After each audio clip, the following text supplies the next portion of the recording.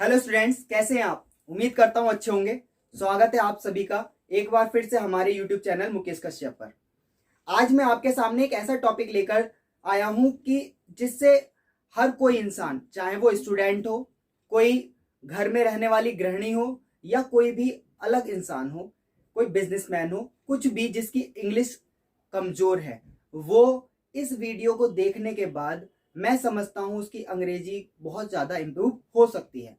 कोई स्पेशल चीज नहीं करने वाला, मैं कुछ ऐसा काम नहीं करने वाला इस वीडियो के अंदर कि कुछ नया नया बता दूं।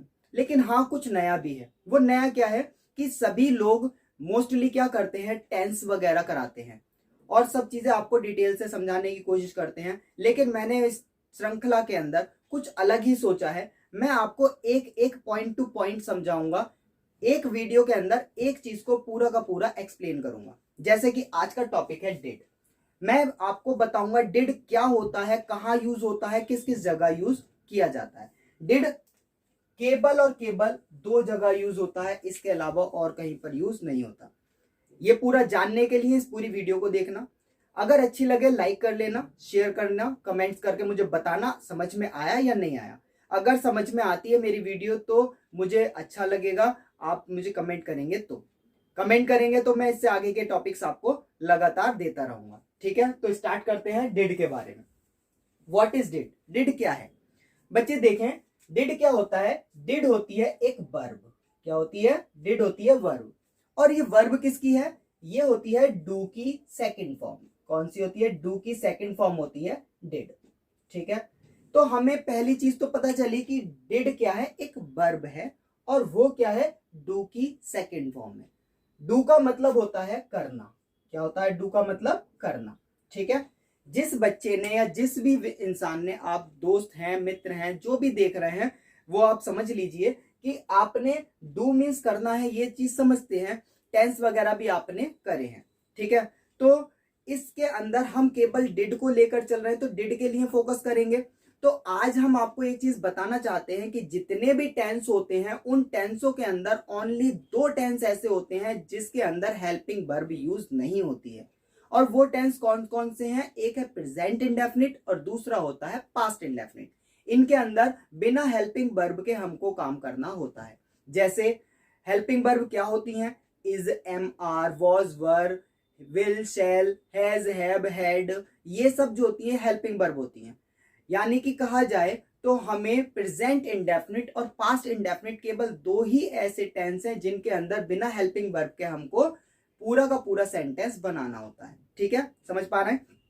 अब भैया, जब हम प्रेजेंट इंडेफिनिट की बात करते हैं, प्रेजेंट इंडेफिनिट की जब बात करेंगे तो अब क्या होता है, वर्ब की फर्स्ट फॉर्म यूज करते हैं और वर्ब की फर्स्ट फॉर्म में एस या ईएस जोड़ देते हैं। ठीक है, तो प्रेजेंट इंडेफिनिट जब हम लेकर चलेंगे तब इसके बारे में समझाएंगे। आज हमारा टॉपिक है डिड का, और डिड यूज होता है हमारा पास्ट इंडेफिनिट में। किसमें यूज होता है?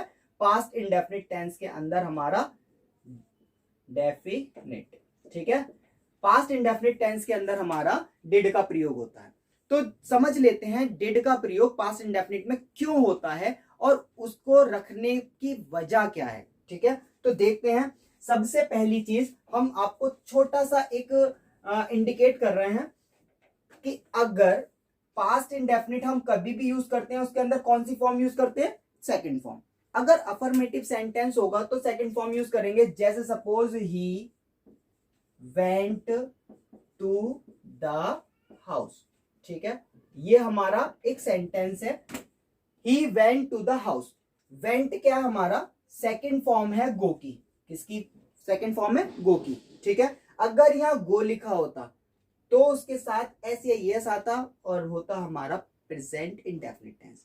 लेकिन हमने वेंट यूज करा है। हमने बताया केवल दो ही ऐसे टेंस हैं जिनके अंदर हमें हेल्पिंग वर्ब यूज नहीं करनी। तो हेल्पिंग वर्ब यूज नहीं करनी तो उसके जगह क्या यूज करते हैं? वर्ब की फर्स्ट फॉर्म या सेकंड फॉर्म। फर्स्ट फॉर्म करते हैं प्रेजेंट इंडेफिनिट में और सेकंड फॉर्म किस में यूज करते हैं? पास्ट इंडेफिनिट में। तो यहां से वेंट देखते के साथ हमें पास्ट इंडेफिनिट का पता चल जाता है। ठीक है, तो पास्ट इंडेफिनिट हुआ, ये तो होता अफर्मेटिव। तब डिड की बात करते हैं। डिड हमेशा पहली जगह पर यूज होता है निगेटिव बनाते समय। क्या बनाते समय?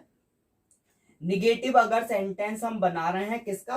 पास्ट इंडेफिनिट टेंस का, तब हमें डिड का प्रयोग करना होता है। तो देखें बच्चे, ही, डिड नॉट, और वेंट हमारे कौन सी फॉर्म थी? Second form. रूल होता है पास्ट इंडेफिनिट का कि सेकंड फॉर्म ही लगानी होती है, लेकिन हम वेंट यहां पर क्या लगाएंगे? वेंट लगाएंगे गो टू द हाउस। अब ऐसा किया तो किया क्यों? प्रश्न ये आता है, क्या आता है प्रश्न कि ऐसा किया क्यों?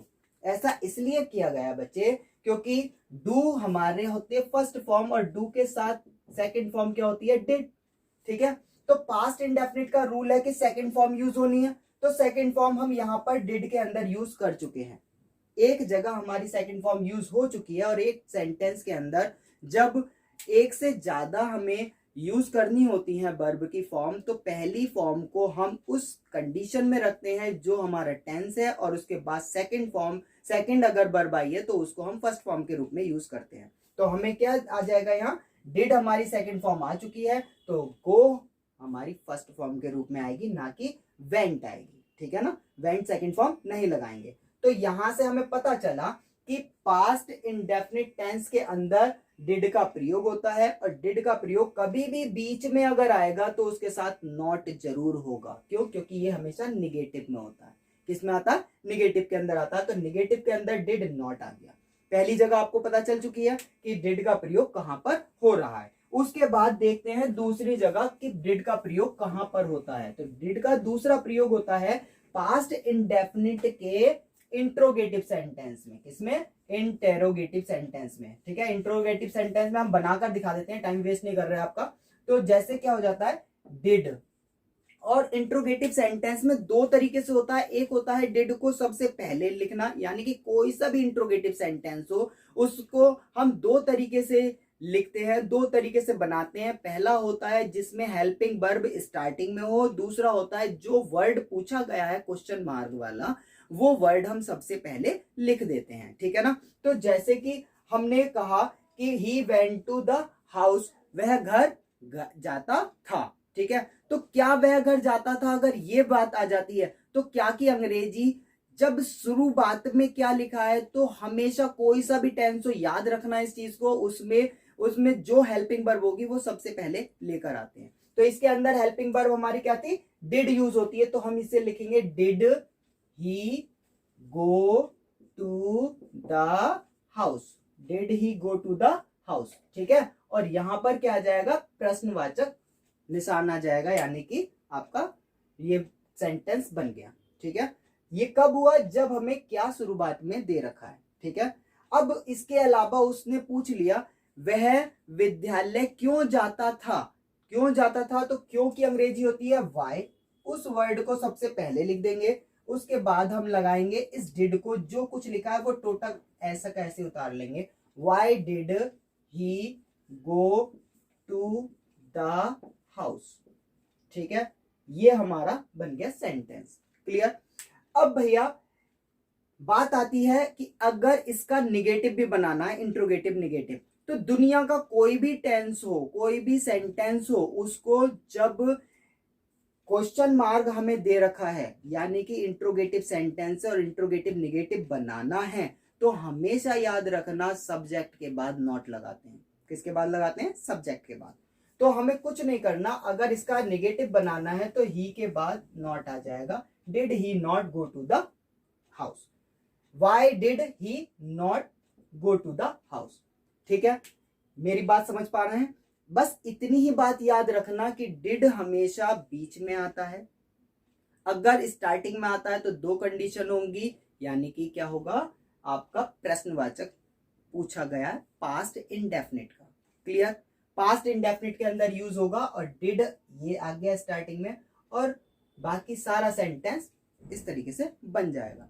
नॉट अगर आप लगा रहे हैं तो नॉट, अगर नॉट की बात आई है तो नॉट हमेशा कैसी जगह पर आएगा? सब्जेक्ट के तुरंत बाद आएगा। ठीक है, तो मैं समझता हूं कि आपको मेरी बात ये समझ में आई होगी, और ये मैं अपनी एक एज ए डेमो क्लास दे रहा हूं आपको। अगर इसी के बारे में पूरी की पूरी डिटेल चाहिए तो आप मुझे कमेंट में बताइए। मेरा बताया हुआ अगर अच्छा लगता है तो सबको लाइक और शेयर कर दीजिए, और जिससे कि सभी को पता चले इसके बारे में। आगे फिर नेक्स्ट वीडियो में आपको मिलते हैं।